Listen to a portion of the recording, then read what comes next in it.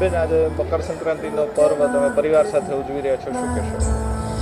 મકર સંક્રાંતિના પાવન પર્વની દેશવાસીઓને ખૂબ ખૂબ શુભકામનાઓ પાઠવું છું. ઈશ્વરને પ્રાર્થના કરું છું આપનું જીવન યશ, તેજ, માન, સન્માનમાં વૃદ્ધિ થાય એવી સૌને શુભકામનાઓ પાઠવું છું. આદરણીય વડાપ્રધાન શ્રી નરેન્દ્રભાઈ મોદી સાહેબ જ્યારે ગુજરાતના પ્રવાસે આવ્યા હતા અને ત્યારે આંતરરાષ્ટ્રીય પતંગ મહોત્સવમાં સહભાગી બન્યા હતા. આદરણીય મુખ્યમંત્રી ભૂપેન્દ્રભાઈ પટેલ સાહેબના નેતૃત્વમાં અને સમગ્ર ગુજરાત આજે મજબૂતથી આગળ વધી રહ્યું છે. મોદી સાહેબના નેતૃત્વમાં દેશ બદલાઈ રહ્યો છે. અનેક યુવાનો,